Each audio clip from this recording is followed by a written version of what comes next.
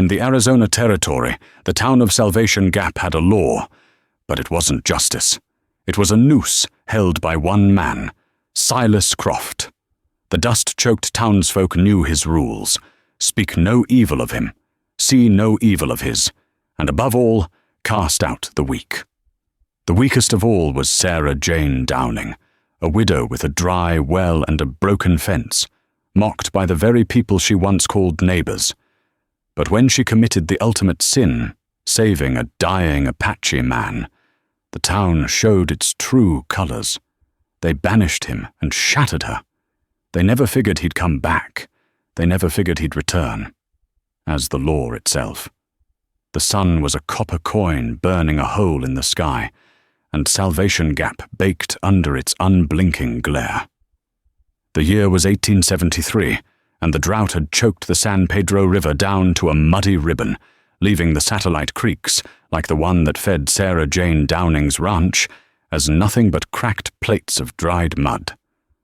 Sarah Jane was a pariah, and she knew it. It hadn't always been this way. Before her husband, Matthew, had taken a fever that claimed him in 3 short days, they had been respected. Not loved, perhaps. They were too quiet, too content with their own small patch of land, but respected. Now she was just the widow Downing. A problem. A woman alone on 20 acres of parched earth that the most powerful man in town, Silas Croft, desperately wanted. Croft wasn't a man who asked twice. He was a broad-shouldered man with a politician's smile and a hangman's eyes. He owned the Golden Opportunity Saloon, the freight office, and held the note on nearly every other business in town, including Abernathy's General Store. A woman alone has no business this far from town, Sarah Jane. He'd told her just last week, his voice a thick syrup of false concern. This land is thirsty. A thirsty man might sign papers he regrets. A thirsty woman. He'd let the threat hang in the air, thick as the dust. His foreman, the hulking and humorless Jedediah Stone, had emphasized the point by accidentally spooking her mule, scattering the few supplies she'd managed to trade for. The town, for its part, followed Croft's lead. They saw weakness as a contagion.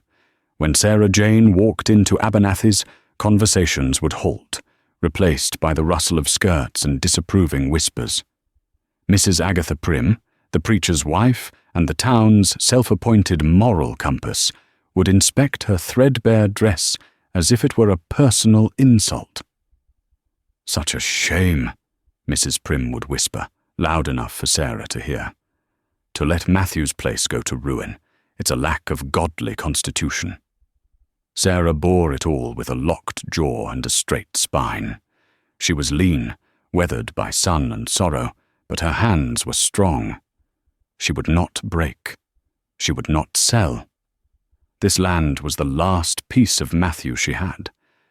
It was on a Tuesday, with the heat shimmering in waves that made the distant mesas dance, that her life truly ended. Or perhaps it was when it truly began. She was checking her property line, a futile effort to repair a section of fence Stone's cattle had accidentally trampled again. The air was still, broken only by the caw of a distant raven. Then she heard a sound that didn't belong, a low, pained groan, almost lost in the wind. Her hand went to the worn holster on her hip, gripping the Colt Army pistol that had been Matthew's. She moved slowly, pushing aside the brittle branches of a mesquite tree bordering the dry creek bed. He was lying face down, half hidden in the shadow of a boulder. An Apache. Her breath caught in her chest. This was not just a man. In the eyes of Salvation Gap, this was the boogeyman. The papers were full of stories of raids, of scalps, of terror. This was the justification for the army's presence, the reason men like Croft could rule through fear. He was young, perhaps 20. He wore breechcloth and worn moccasins. His back was a map of dried blood, and a deep, festering gash on his side, likely from a bowie knife, was swarming with black flies. A broken arrow shaft protruded from his thigh, snapped off short.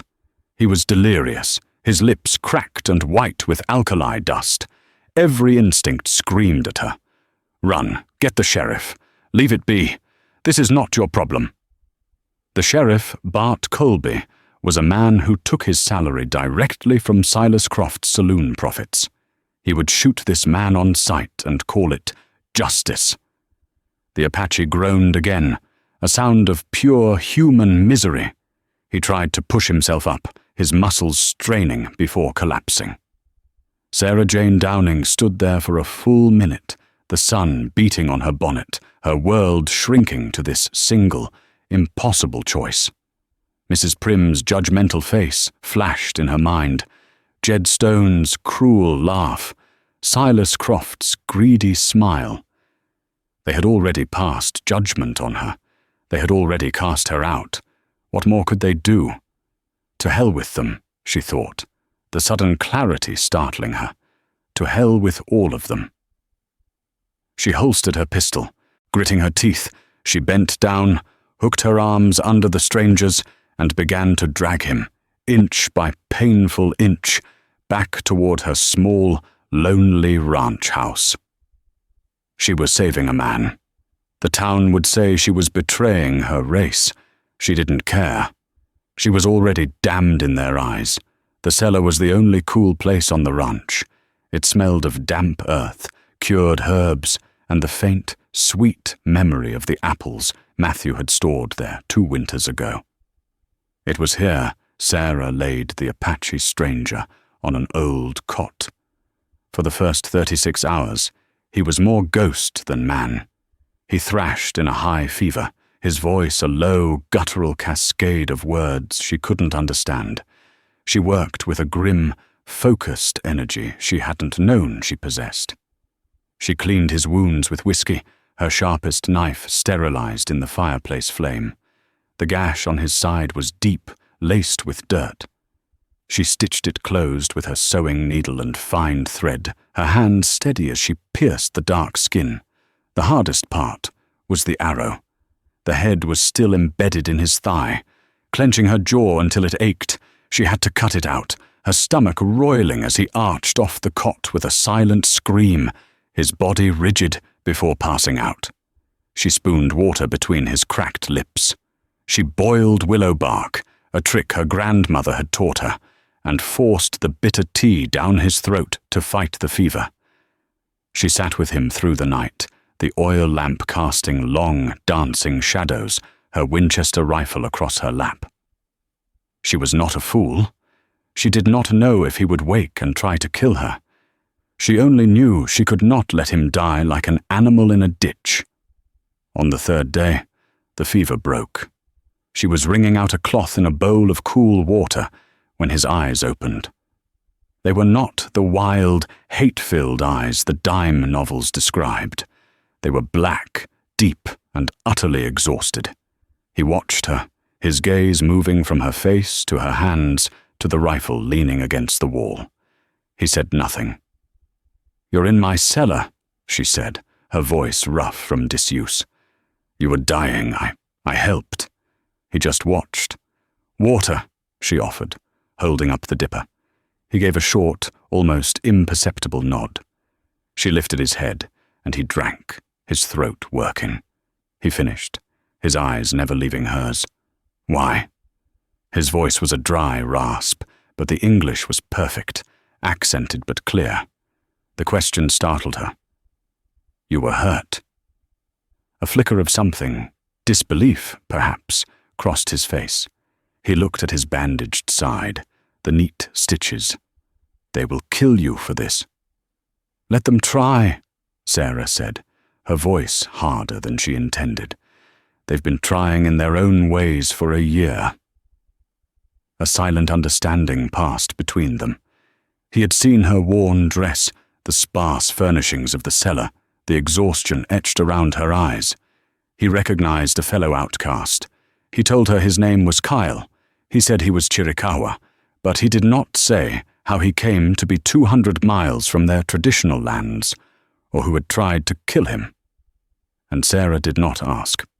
For 2 weeks, a tense routine formed. She would bring him food, thin broth, then bread and jerky, and clean his bandages. He began to sit up, his movements economical and precise. He spoke little, but when he did, it was with a startling intelligence. He would ask about the ranch, about the water, about the town. "The man who wants your land," he said one evening, his voice stronger. "This Croft, he has power." "He owns the town," Sarah said, cleaning her rifle.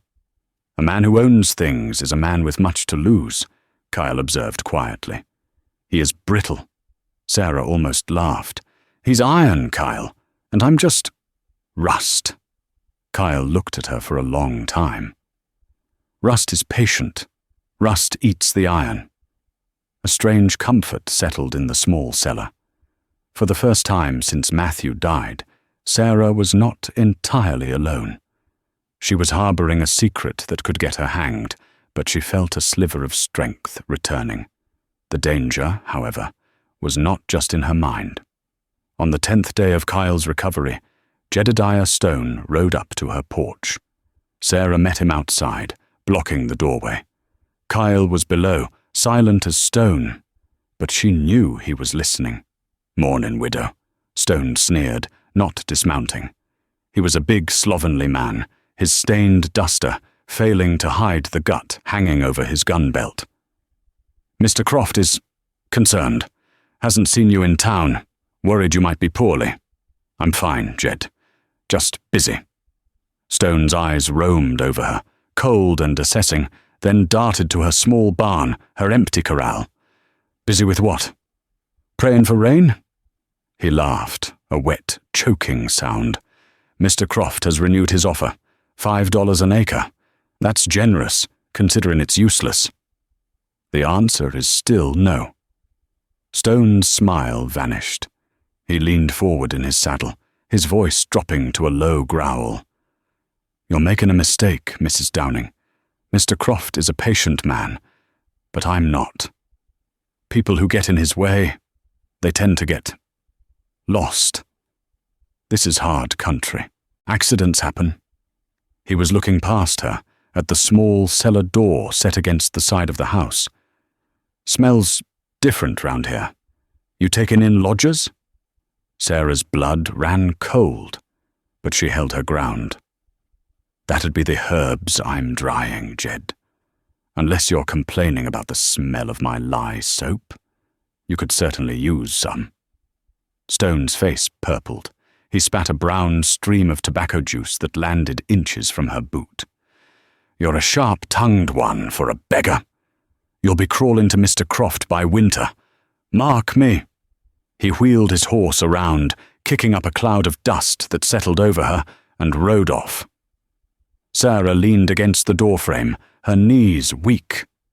She waited until the sound of his horse had faded completely before she unbolted the cellar and went down. Kyle was standing. He was leaning on the wall, but he was standing. His face was a mask of cold fury. "He will be back," Kyle said. It was not a question. "Yes. He will not stop until he has this land. You are not safe. I am not safe." "I know," Sarah said, her voice trembling. "You should have let me die," he said, not with self-pity, but with a cold, hard logic. "Maybe," Sarah replied, meeting his gaze. "But I didn't. You need to get stronger. You need to leave. Before he comes back." Kyle nodded slowly. "Before he comes back." The betrayal came not from Jed Stone, but from the righteous. Kyle was healing fast. His body, honed by a life of hardship, mended with a speed that amazed Sarah. He was walking now, albeit with a limp, and the strength was returning to his arms. They both knew it was time for him to move on. He could not stay hidden forever. The plan was simple. In 2 nights, under the cover of a new moon, he would take what was left of her jerky, a full canteen, and head north into the foothills. From there, he knew the trails. He could disappear. But they never got the chance. Mrs. Agatha Prim, burdened by a week's worth of gossip and a Christian duty to check on the widow's wayward soul, chose that Thursday afternoon to pay a visit. She arrived unannounced, her buggy rattling up the drive. Sarah was in the barn, mending a harness, and didn't hear her until she was on the porch. "Mrs. Downing! Sarah Jane!" she called, her voice sharp and intrusive. Sarah's heart hammered against her ribs. She raced out of the barn, wiping her hands on her apron. Mrs. Prim. What a surprise. "I should think so," Agatha sniffed, her eyes darting around the yard. "It has been weeks since you've graced us with your presence, child. The Lord's house is open to all, even the unfortunate." Before Sarah could reply, a sound came from the house, a board creaking. Kyle. He must have been moving from the cellar to the main room for water. Agatha Prim's head snapped toward the sound. "What was that? You have someone in there." "It's nothing. The house is settling," Sarah lied, moving to block the steps. "Nonsense," Agatha said, her eyes alight with suspicion. She was a woman who lived for the failings of others. "You are harboring someone. A man! Sarah Jane, have you no shame?" She pushed past Sarah. It was a weak push, but Sarah was so stunned by the audacity that she stumbled. "Mrs. Prim, no, you can't." Agatha threw open the door. The main room was dim, the curtains drawn against the heat. Kyle was standing by the water barrel, frozen. He was shirtless, the stark white bandages on his side and thigh a shocking contrast to his dark skin. Mrs. Prim's face went white. Then it turned a blotchy, furious red. She didn't pause. She didn't think. She just opened her mouth and screamed. It was a sound of pure, unadulterated terror and outrage, a scream that carried across the dry valley. "Injun! Injun! He's here! He's at the Downing place! Help! Murder! Rape!" Kyle lunged, not for her, but for the shadows. It was too late. Mrs. Prim fled, scrambling into her buggy, whipping her horse into a terrified gallop back toward Salvation Gap, her screams trailing behind her. "You have to go," Sarah whispered, grabbing his arm. "Now, Kyle, through the back, run for the hills, go!" "They will not let you go," he said, his face grim. "They will blame you. Just go. I can handle." But the sound of the town bell was already starting, a frantic, clanging alarm. They were too late. Within 20 minutes, they arrived. Not a posse, a mob. Silas Croft was at their head, riding his fine black gelding. Jed Stone was beside him, a shotgun in his fist. Behind them came Abernathy, Sheriff Colby, looking flustered, and a dozen other men from the saloon and freight yard, all armed, their faces a mixture of fear and righteous anger. "Sarah Jane!" Croft roared, his voice a commanding crack of a whip. "You step away from that house. Mrs. Prim says you're harboring a savage." Sarah stood on the porch, her Winchester in her hands, her knuckles white. "He's a sick man. He's hurt. He's done nothing." "He's Apache!" someone yelled from the back. "That's doing enough." "Jed," Croft said, his voice dangerously low. "Go in. Bring him out. If he moves, kill him. If she moves, disarm her." Stone grinned, leveling his shotgun. "My pleasure, boss." "No!" Sarah shouted, raising her rifle. Before she could chamber a round, Stone was on the porch. He was surprisingly fast for a big man. He smashed the stock of his shotgun against her rifle, sending it spinning from her grasp. The blow was so hard, it fractured the wood and numbed her arm to the shoulder. He backhanded her across the face, a casual, brutal gesture that sent her sprawling into the dust of the yard. "Filthy breed lover," he spat. Two other men grabbed her, hauling her to her feet, pinning her arms. Go on, Jed, Croft smiled. Stone kicked open the door. Come on out, Injun. We just want to talk. A moment of silence. Then Kyle walked out. He was unarmed, his hands raised to shoulder height. He was limping heavily, and the fresh bandages from that morning were already spotted with blood from his exertion.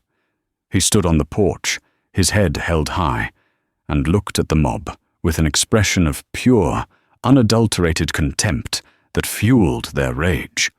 Look at it, Croft sneered. The widow's pet, tied up nice and neat.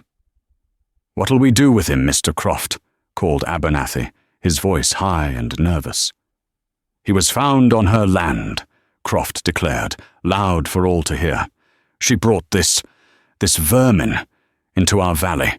This is a spy, a scout for a war party. She's put us all at risk. Hang him, someone shouted.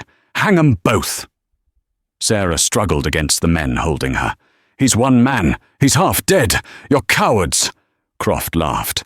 We're cautious, Mrs. Downing, but hanging's too quick. And hanging her. He stroked his chin. No, that's messy. Bad for business. Banishment is better. He turned his horse to face Cale. You're a long way from home, boy. We're going to send you back. He nodded to Jed Stone. What followed was a nightmare. They didn't just detain him. They punished him. They dragged him from the porch. Stone, with his heavy boots, kicked Kyle's wounded leg, and Sarah heard the sickening snap as the bone, not yet fully mended, rebroke. Kyle didn't cry out. He only fell, his face contorting in silent agony. They tied his hands. They looped a rope around his neck and dragged him behind a horse, not fast enough to kill, but fast enough to choke and skin him on the rocky ground. They dragged him a mile out, into the open desert, and left him. No water. No food. A broken leg and a fresh wound. It was a death sentence, just a slower one. They returned to the ranch where Sarah was still being held. The mob was drunk on its own power. As for you, Croft said, looming over her, you are finished in this valley. You consorted with the enemy. You spat in the face of your own people. She's a traitor, Mrs. Prim shrieked, having returned to watch her justice be done. Get off this land, Sarah Jane, Croft commanded. I'm giving you till sunup. Then this land is forfeit. For the good of the town, for security. No, Sarah whispered, her face swollen, blood dripping from her lip. No. You'll have to kill me. Croft's smile was terrible. That's not how I work, he nodded to Stone. Ruin it. The men descended. They were not murderers, not quite, but they were vandals. They poured her kerosene over her stored flour. They smashed her water barrels. They broke her windows. They tore down her corral fence, scattering her 2 chickens and mule. They did not burn the house down. Croft wanted the structure. But they poisoned the well, emptying 3 bags of salt into it. They left her in the ruins of her life, in the dirt, surrounded by the wreckage. Sunup, Croft warned one last time, before leading the victorious townsfolk back to Salvation Gap. Sarah Jane Downing did not move for an hour. She just lay there, the dust turning to mud on her tear-streaked face. They had taken everything. Her home, her dignity, her last hope. They had left her for dead, and they had left Cale for dead. As the sun began to set, casting long, bloody shadows over the valley, Sarah finally pushed herself to her feet. Her body screamed in protest. She looked at the salted well, the ruined supplies. She looked toward the desert, where they had dragged Cale. She could not save him. She could barely save herself. But she would not run. She stumbled back into her broken house, found the one thing they had missed, a small tin of water hidden under a loose floorboard, and barricaded the door. She would not die. She would not leave. This was her land. She would stay. If only to haunt them. 5 years is a lifetime in the territory. 5 years of dust and silence. 5 years of whispers and fear. Salvation Gap didn't prosper. The drought held. The creek never returned. Silas Croft, however, did. His power, no longer checked by any meaningful opposition, had solidified. He had foreclosed on 3 more ranches, his Bar C brand now controlling almost all the water rights in the valley. He'd dammed the upper fork of the San Pedro, creating a private lake for his cattle, which ensured no one downstream got more than a trickle. Sheriff Colby was now little more than his uniformed errand boy. Jed Stone was his acknowledged enforcer, and the townsfolk, Mrs. Prim, Mr. Abernathy, and the others, lived under his thumb. They had traded their freedom for the illusion of safety, and in doing so had become prisoners in their own town. And Sarah Jane Downing? She had survived. It was a raw, spiteful, stubborn survival. She had not left at sunup. Croft, realizing the poor publicity of physically dragging a widow off her land, had let her stay, assuming the salt-poisoned well and the destroyed supplies would starve her out in a month. He underestimated her. She had become a ghost, a recluse. She learned to trap rabbits and quail. She walked 5 miles every night to a small, hidden spring only she and Matthew had known about, carrying 2 buckets of water. She boarded up her broken windows. She reinforced her door. She spoke to no one. The town called her Crazy Jane. They saw her as a walking curse, a reminder of their shared sin. The children were forbidden to go near her property. She became a story to scare them. She was gaunt, her hair prematurely grey, her eyes holding a permanent, hollowed-out watchfulness. She was no longer waiting for Matthew. She was no longer waiting for anything. She was simply enduring. Hundreds of miles away, in the smoke-filled offices of the U.S. Marshal for the Arizona Territory, a very different reputation was being forged. His name was Gideon Rourke. He was a grizzled, bear-like man with a drooping mustache and a profound hatred for paperwork. He ran the toughest, most effective force of deputies in the West. His secret weapon was not a new model of rifle or a Pinkerton contract. It was a man. They called him Kestrel. He had appeared 3 years ago, walking out of the Superstition Mountains, carrying the badge of a murdered deputy marshal.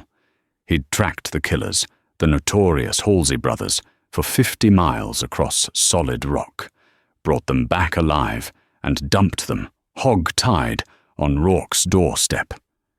He was Apache. Chiricahua, Rourke thought. But he moved and thought with a foot in 2 worlds. He spoke English as well as any professor, Spanish as well as any vaquero, and knew the sign language of 3 tribes. But his true language was the land. He could track a single man across a wind-scoured mesa. He could read a footprint in dust and tell you the man's height, his weight, and if he was tired. He moved with a silence that unnerved even the other deputies. He'd earned his name, Kestrel, for the way he seemed to hang in the air, watching, before striking with lethal, unavoidable precision. He was not just a scout. He was a fully commissioned Deputy U.S. Marshal. The badge on his buckskin vest was real, and it was earned. To the outlaws of the territory, he was a phantom, a death omen. To the settlers, he was a confusing miracle, an Injun wearing the law. To Gideon Rourke, he was the purest form of justice he had ever known. Kestrel hated bullies. He hated men who used fear as a weapon, and he had no tolerance for corruption. "Kestrel," Rourke said, pointing to a map on his wall. "Got a new one. This is messy."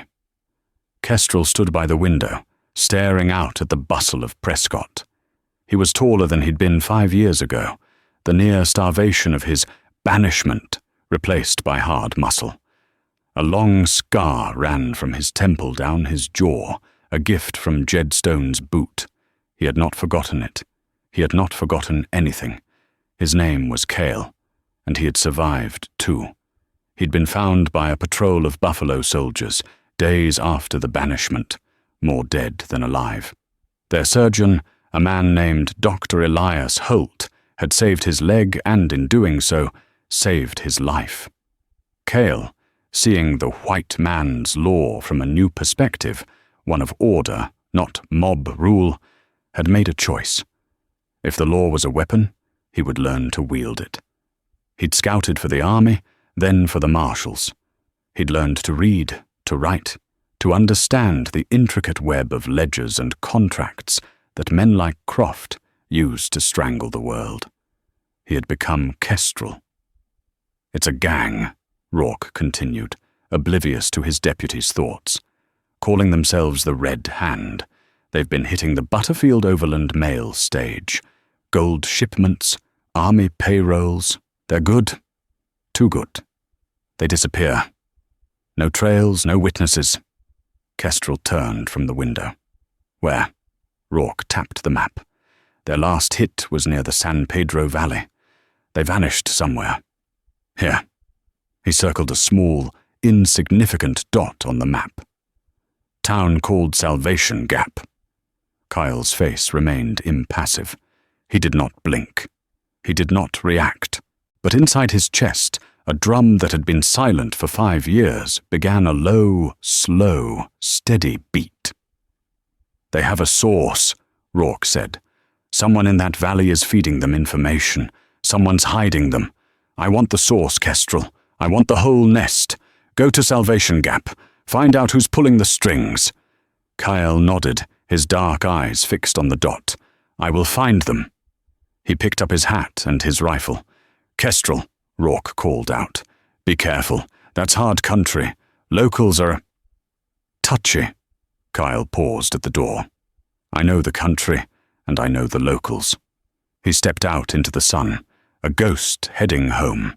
Salvation Gap was just as he remembered it, only more so. The dust was deeper, the storefronts more faded.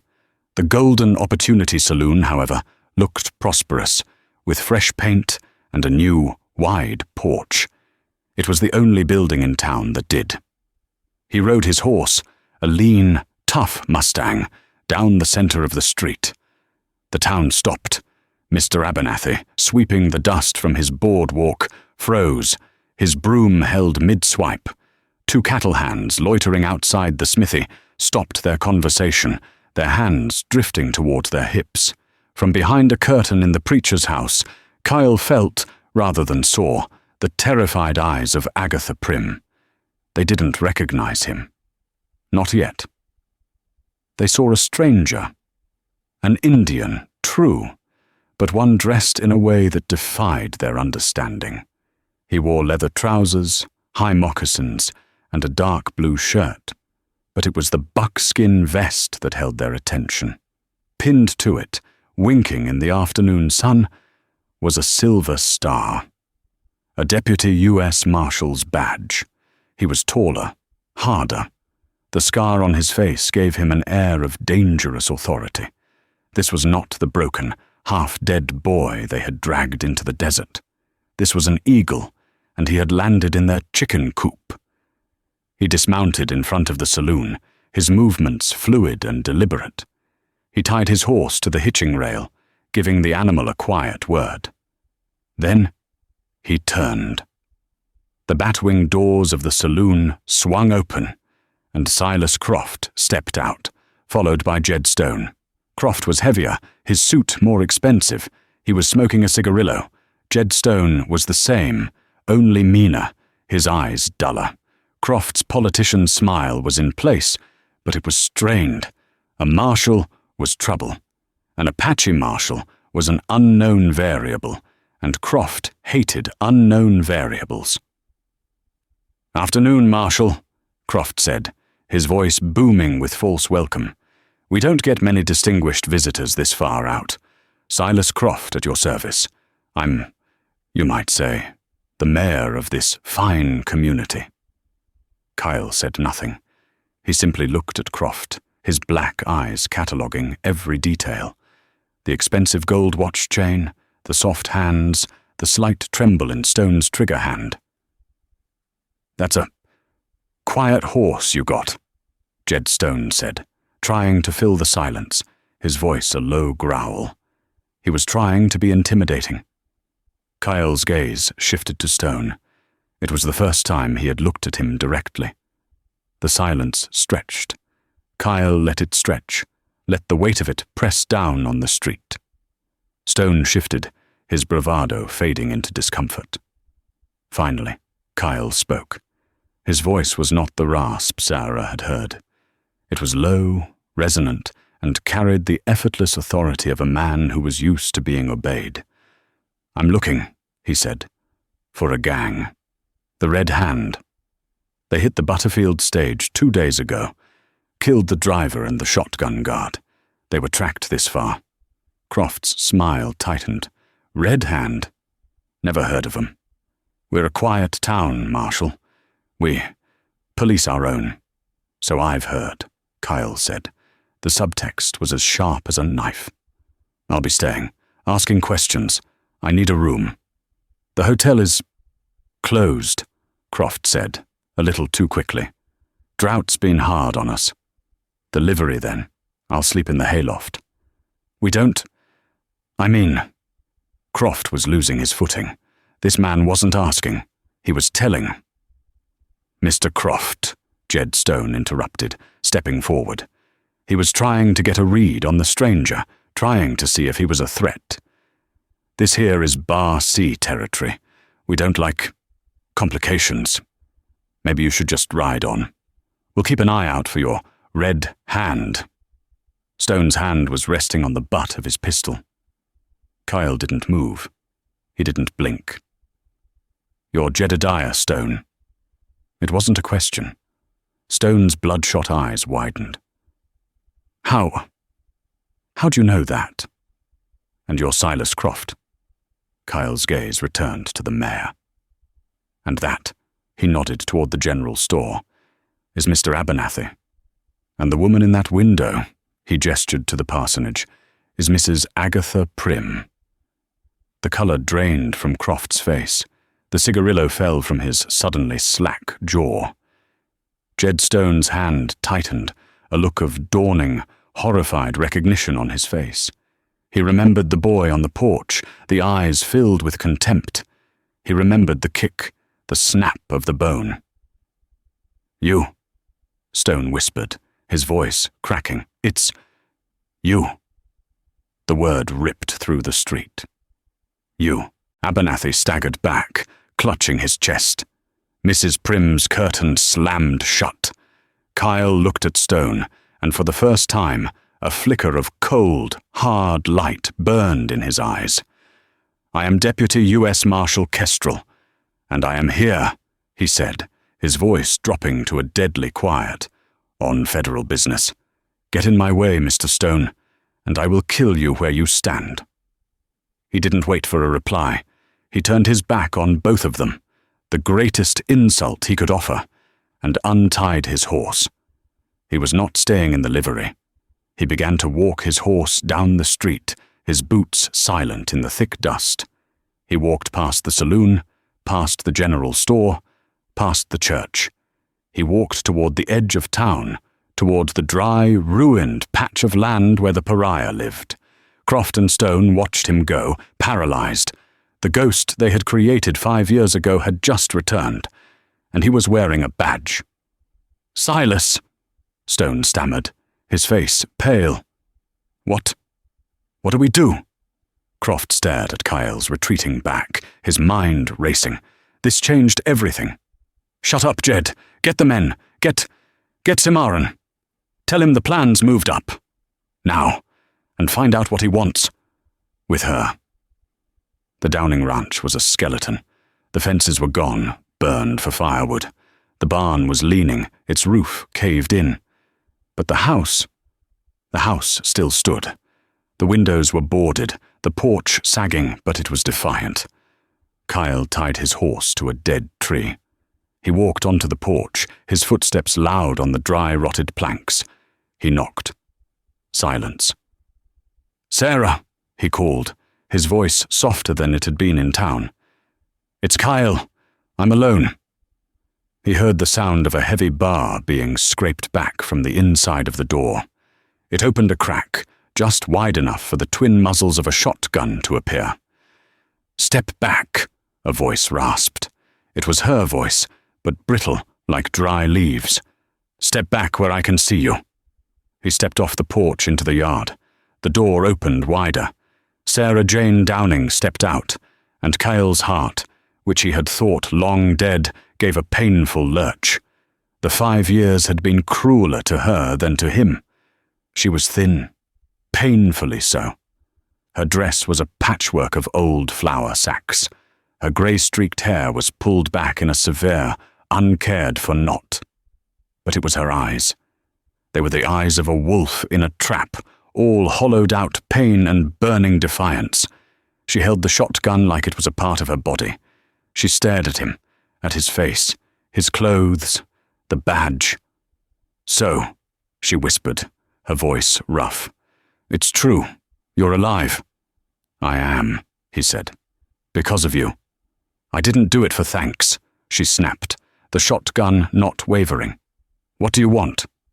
"I'm here on business for the U.S. Marshals." Sarah gave a short, bitter laugh. "The law? There's no law here. There's just Croft. You're wearing that badge, but you're still Apache. They'll kill you. This time they'll finish the job." "They won't," Kyle said. "This time I'm not a boy, and I'm not sick." He looked past her, at the ruined house.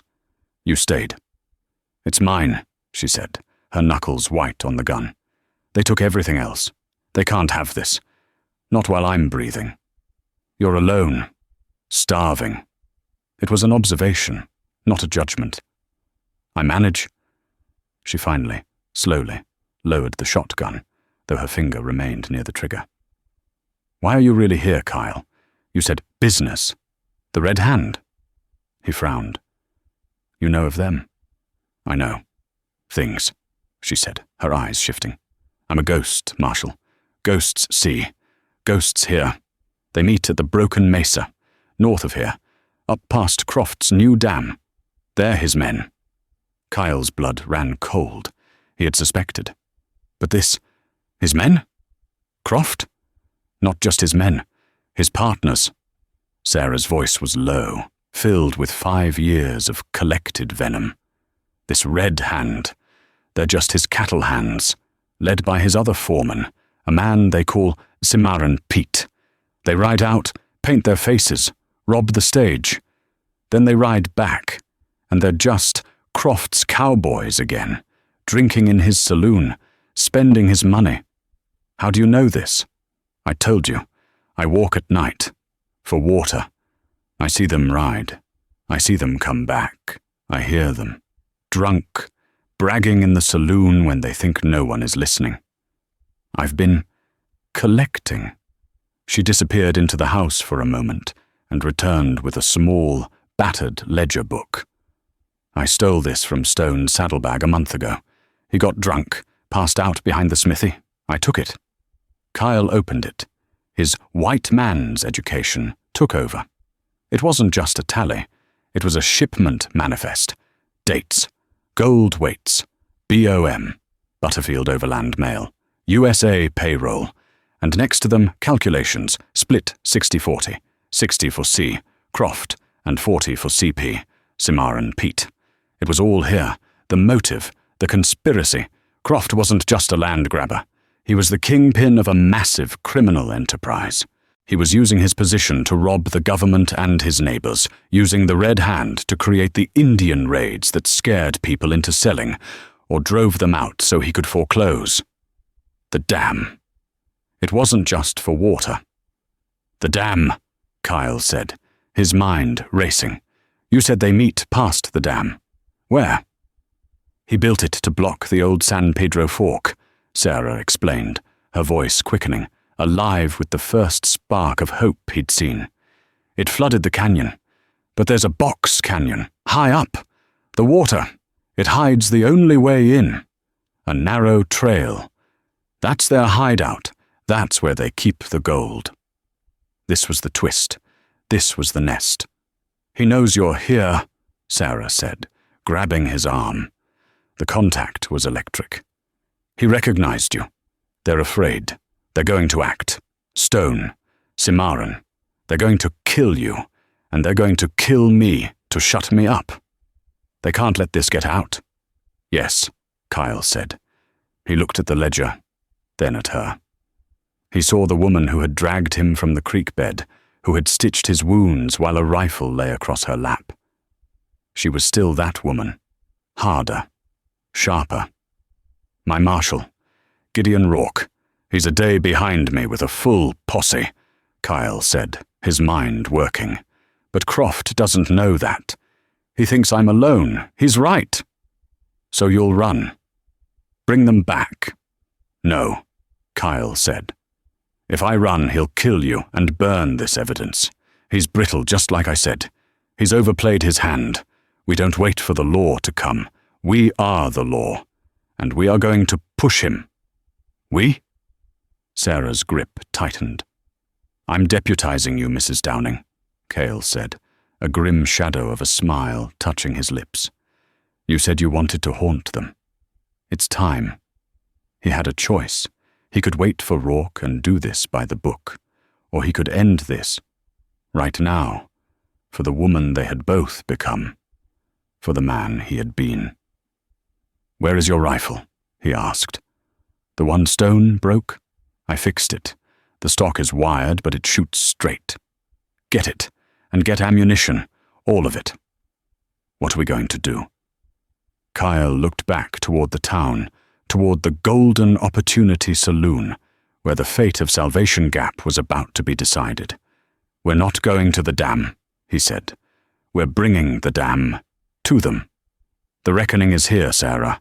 It's time to collect."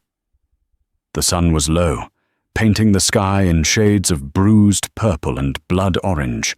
A hot, dry wind kicked up, sending tumbleweeds skittering down the empty main street. Salvation Gap felt like a town holding its breath. Kyle walked. Sarah walked beside him. He was in the center of the street. She was on the boardwalk, her repaired Winchester held steady. They moved in perfect, grim synchronization. The townsfolk saw them. Abernathy, standing in his doorway, his apron stained with flour, looked like he'd seen an apparition. He scrambled back inside, bolting his door. Mrs. Prim's curtains fluttered and were still. They were walking toward the Golden Opportunity Saloon. The batwing doors flew open. Silas Croft stood there. But the politician's smile was gone. His face was pale, slick with sweat. He was holding a Spencer rifle. Jed Stone was on the porch, his shotgun aimed at Cale's chest. On the roof of the saloon, 2 more men, Croft's men, lay flat, their rifles pointing down. "That's far enough, Marshal," Croft yelled, his voice a full octave higher than usual. "You're trespassing. This is private property." Kyle stopped, 30 yards from the porch. Sarah stopped, taking cover behind a horse trough. "Silas Croft." Kyle's voice was not a yell, but it cut through the wind. It was the voice of command. "I have a federal warrant for your arrest." "Warrant? Warrant for what?" Croft blustered. "For conspiracy to rob the Butterfield Overland Mail, for the murder of federal employees, for theft of U.S. Army payrolls, for criminal enterprise in collusion with the outlaw Cimarron Pete." The accusations hit the air like cannonballs. Behind bolted doors, the town was listening. "Lies!" Croft shrieked. "You're a savage. You have no proof." "I have this." Kyle held up the small ledger book. "Your man Stone is a sloppy bookkeeper." Jed Stone's face went white. He knew that book. "Boss, he—" "Shut up, you fool!" Croft screamed, his composure shattering. He raised his rifle. "This is my town. I am the law. You're nothing. You're a dead man who forgot to lie down. Jed, kill him. Kill him now." Jed Stone hesitated. He had mocked the boy. He had beaten the man, but he was facing a U.S. Marshal, a man who had just publicly accused his boss of federal crimes. This wasn't a back alley beating. This was murder. "Jed, I said shoot!" Stone licked his lips, his finger tightening on the trigger. "Go ahead," Kyle said, his voice dangerously soft. "But know this, my posse is 1 hour behind me. You pull that trigger, and you'll hang by dawn." This was the lie. Rourke was a day out, but it was a good lie. Stone's hands trembled. He looked at Croft, then at Cale. He was a bully, not a soldier. He was trapped. "You coward!" Croft shrieked. He leveled his own rifle at Cale. "No!" a new voice yelled. Mr. Abernathy, his face ashen, had burst out of his store. He was holding an old buffalo gun. He's right, Silas. We heard it. We all heard it. You've been robbing us. You've been lying to us. You sniveling rat," Croft spun, shifting his aim from Cale to Abernathy. "I own you." He fired. The shot was wild, panicked. It tore a chunk of wood from the storefront, inches from Abernathy's head. The storekeeper screamed and dove back inside. That was the signal. "Now!" Kyle roared. He didn't draw his pistol. He dove to the side, rolling behind a stack of barrels. Sarah fired. Her shot was true. It wasn't aimed at a man. It was aimed at the big glass lantern hanging over the saloon porch. The bullet shattered the glass, and burning oil splashed down on Jed Stone. Stone bellowed, dropping his shotgun to beat at the flames on his duster. The men on the roof opened fire. Bullets chewed the dust around Cale. He returned fire with his pistol, his shots precise, not killing, but pinning them down. "They're at the pass!" a new voice shouted from the end of the street. "Cimarron's here!" A dozen riders were thundering into town, guns blazing. The Red Hand, Cimarron Pete, a mountain of a man with twin pistols, was at their lead. They had been summoned by Croft as his insurance policy. But Kyle had forced his hand too soon. They weren't coming to save Croft. They were coming to silence everyone. "It's a trap," Cimarron roared. "Kill 'em all! Burn the town!" The street erupted into chaos. It was no longer a showdown. It was a war. The Red Hand riders charged, firing indiscriminately. "Inside!" Kyle yelled to Sarah. He provided covering fire as she scrambled from behind the trough and dove through the window of the general store. Abernathy was inside, shaking. I reload this," Sarah ordered, throwing him her Winchester. "And use that buffalo gun. Your town, Mr. Abernathy. Fight for it." The townsfolk, hearing the gunfire and Cimarron's threat to burn the town, made their choice. They were not cowards, just beaten. Now, they were angry. Windows opened. Old hunting rifles appeared. The town that had mocked Sarah Jane Downing now rallied to her. Mrs. Prim, her face a mask of terrible fury, emerged from the parsonage with a cast-iron skillet, just as one of the outlaws tried to light a torch at the feed store. She brought it down on his head with a "God forgive me" and a sickening clang. Kyle moved like the shadow he was named for. He used the chaos, flanking the riders, dropping 2 of them from their saddles. Jed Stone, his duster smouldering, had recovered his wits. He saw Kyle, half hidden by the smithy. He raised his shotgun for the kill shot. Crack! From the general store window, Sarah's rifle spoke. Stone staggered, looking down at the red flower blooming on his chest. He looked at Sarah, his face a mask of surprise. Then he collapsed, dead. Silas Croft, seeing his empire disintegrate, his enforcer dead, and his partners trying to kill him, panicked. He ran. He scrambled from the porch, heading for his horse tied behind the saloon. Kyle saw him. He vaulted over a fence and cut him off, tackling him in the alley. Croft was strong, his body soft but powerful. He wrestled Kyle, his fingers clawing for Kyle's eyes. "You filth! You savage! I'll kill you! I'll kill you!" Kyle didn't fight him. He ended him. He struck Croft once, a devastating, precise blow to the solar plexus that drove the air from his lungs. As Croft gasped, Kyle reversed his pistol and brought the butt down on his temple. Croft slumped, unconscious. The fight in the street was short and brutal. The red hand, caught between Kyle's tactical brilliance and a newly armed, furious populace, broke. Cimarron Pete, seeing his men fall, tried to wheel his horse. A single booming shot echoed, the buffalo gun.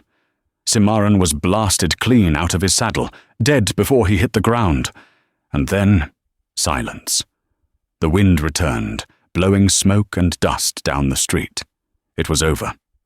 Kyle dragged the unconscious Silas Croft into the street, dumping him next to the body of Jed Stone. The townsfolk emerged, slowly, rifles smoking. Abernathy, Mrs. Prim, others. They looked at the bodies. They looked at the bullet-pocked buildings. Then they looked at Sarah, who was calmly reloading her Winchester on the porch of the general store. And they looked at Cale, standing over the man who had ruled them. The ghost and the pariah had saved them all. The dust had not yet settled when Marshal Gideon Rourke and 20 deputies thundered in, drawn by the battle. Rourke took in the scene at a glance. The bodies, the bound Silas Croft, and his top deputy. "Kestrel," Rourke grunted. "You were supposed to scout the nest, not kick it over." "The situation was brittle," Cale said, nodding to Sarah. "Mrs. Downing gathered the intel, and held the town." Mrs. Prim, her face pale, stepped forward with excuses. We didn't know, Marshal." "You knew," Kyle's voice cut, cold as ice. He turned on the huddled townsfolk. "You mocked this woman for showing a dying man mercy. You banished me for the crime of bleeding. You saw evil, and you called it neighborly." The town stood in shamed, suffocating silence. Rourke clapped Cale on the shoulder. "Good work. We'll take Croft to Prescott for hanging. Your work here is done. Let's ride." Kyle looked at his boss, at the town that despised him, and finally at Sarah, who stood alone, as she had for 5 years. He unpinned his badge. "No," he said quietly. "My work is here." He pressed the silver star into Rourke's hand. "I resign my commission. I am not Kestrel. Not anymore. I am Kyle. And this is my home." He walked to Sarah, past the shocked faces of the marshals. "They hate you," she whispered, her voice uncertain. "Let them," he said. "I'm not staying for them. I'm staying for you." A flicker of the woman she'd been before, the tragedy returned to her eyes. She nodded. "Well," she said, her voice practical once more. "The well is still salted. We'll need to dig a new one." Kyle permitted himself a small smile. "I'm good with my hands." The legend was gone. The man remained. The town watched as the 2 outcasts they had created turned their backs on the past and began to walk home. Justice in the Old West wasn't always found in a courtroom. Sometimes it was found in the heart of a woman who refused to bend, and in the soul of a man who refused to forget. Sarah and Cale rebuilt more than a ranch. They rebuilt a life, forcing a town to look at its own ugly reflection and change. Their story is a reminder that a legend isn't just about fast guns and silver badges. It's about courage. It's about enduring. And it's about returning to face the very people who cast you out, not for revenge, but for justice. If this story of redemption and grit in the unforgiving West hooked you, then you know what to do. Hit that like button, share this video with someone who loves a true Western drama, and most importantly, subscribe to our channel. We've got a lot more tales from the frontier, and you won't want to miss a single one. Let us know in the comments. What part of Kyle return gave you chills?